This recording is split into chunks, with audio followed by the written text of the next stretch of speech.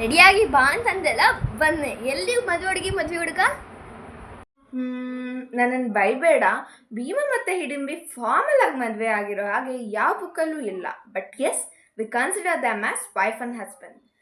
ಯುಧಿಷ್ಠಿರನ ಮಾತುಗಳನ್ನು ಹಿಡಿಂಬಿ ಒಪ್ಕೊಂಡ್ಮೇಲೆ ಒಂದು ದೊಡ್ಡ ಮರದ ಕೆಳಗೆ ಜೀವನ ಮಾಡೋಕ್ಕೆ ಪ್ಲೇಸ್ನ ರೆಡಿ ಮಾಡ್ತಾಳೆ ಹಿಡಿಂಬಿ. ಪಾಂಡವರು ಮತ್ತು ಕುಂತಿ ಸ್ನಾನ ಮಾಡಿ ಊಟ ಮಾಡಿ ಅಲ್ಲಿ ರೆಸ್ಟ್ ಮಾಡ್ತಾರೆ. ವ್ಯಾಸಮುನಿಗಳು ಅಲ್ಲೇ ಹತ್ತಿರದಲ್ಲಿರುವ ಕಾಡಿನಲ್ಲಿ ಇದ್ದಾರೆ ಅಂತ ಹಿಡಿಂಬಿ ಪಾಂಡವರಿಗೆ ಹೇಳ್ತಾಳೆ. ನಂತರ ಕುಂತಿ ಭೀಮನಿಗೆ, ನಿನ್ನ ಅಣ್ಣ ನಿನಗೆ ತಂದೆಯ ಸಮಾನ. ಧರ್ಮದ ಪ್ರಕಾರವಾಗಿ ನೋಡಿದರೆ ನಾನು ಅದಕ್ಕಿಂತಲೂ ಹೆಚ್ಚು. ನೀನು ನಮ್ಮ ಮಾತನ್ನು ಕೇಳು. ನಾವು ಹೇಗಾದರೂ ಮಾಡಿ ಆ ದುಷ್ಟ ದುರ್ಯೋಧನನ ಮೇಲೆ ಹೇಗೆ ರಿವೆಂಜ್ ತಗೋಬೇಕು ಅಂತ ಅರ್ಥ ಆಗ್ತಿಲ್ಲ. ಸೊ ನಾವು ಸ್ವಲ್ಪ ದಿನ ಇಲ್ಲೇ ಇದ್ದು ಬಿಡೋಣ. ನೀನೀಗ ನನ್ನನ್ನು ಪ್ರೀತಿಸಿದ ಹಿಡಿಂಬಿನ ಮದುವೆ ಆಗು. ಅವಳು ಧರ್ಮದ ಪ್ರಕಾರವೇ ನನ್ನನ್ನು ಮತ್ತು ಯುಧಿಷ್ಠಿರನನ್ನು ಪ್ರಾರ್ಥನೆ ಮಾಡಿದ್ದಾಳೆ.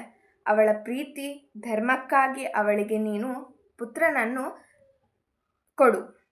ಅವನಿಂದ ನಮಗೆ ಮುಂದೆ ಒಳ್ಳೆಯದೇ ಆಗುತ್ತೆ ಅಂತ ಹೇಳ್ತಾಳೆ. ಆಗ ಭೀಮ ತಾಯಿಯ ಮಾತಿಗೆ ಒಪ್ಪಿಗೆ ನೀಡ್ತಾನೆ. ಎಲ್ಲರೂ ಒಪ್ಪಿಗೆ ನೀಡಿದ್ದನ್ನು ಕೇಳಿ ಹಿಡಿಂಬಿ ತುಂಬ ಖುಷಿಯ ಪಡ್ತಾಳೆ. ಭೀಮ ತನ್ನ ಜೊತೆಗೆ ಇರೋದು ಸ್ವಲ್ಪ ದಿನ ಅಂತ ಗೊತ್ತಿದ್ರೂ ಅವನನ್ನು ತುಂಬ ಚೆನ್ನಾಗಿ ನೋಡ್ಕೋತಾಳೆ. ಎಷ್ಟು ಬೆಟ್ಟ ಗುಡ್ಡ ಕಾಡು ಪ್ರದೇಶ ಎಲ್ಲ ತಿರುಗಿ ತುಂಬ ಸಂತೋಷದಿಂದ ಇರ್ತಾರೆ.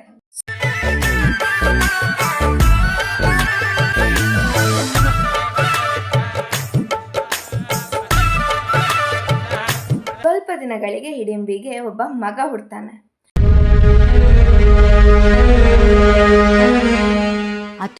ಅವನು ತುಂಬ ಭಯಂಕರವಾಗಿರ್ತಾನೆ. ಅವನ ಧ್ವನಿ, ವೇಗ ಎಲ್ಲವೂ ಭಯಂಕರವಾಗಿ ಇರುತ್ತೆ. ಅವನು ಬಲವಂತ, ಮನುಷ್ಯನಿಗೆ ಹುಟ್ಟಿದ್ರೂ ಅಪಾರವಾದ ಶಕ್ತಿ ಉಳ್ಳವನು. ಅವನಿಗೆ ಪಿಶಾಚಿ, ರಾಕ್ಷಸರು, ಮನುಷ್ಯರನ್ನು ಎಲ್ಲರನ್ನೂ ಹೆದರಿಸುವ ಶಕ್ತಿ ಇರುತ್ತೆ. ಎಲ್ಲ ಅಸ್ತ್ರಗಳ ನಾಲೆಜ್ ಕೂಡ ಅವನಿಗಿರುತ್ತೆ. ಅಂದರೆ ಈಗ ಪಾಂಡವರು 9 months ಅಲ್ಲೇ ಇರ್ತಾರಾ? ರಾಕ್ಷಸ ಸ್ತ್ರೀಯರಿಗೆ ಪ್ರೆಗ್ನೆಂಟ್ ಆದ ತಕ್ಷಣ ಮಗು ಹುಟ್ಬಿಟ್ಟುತ್ತೆ.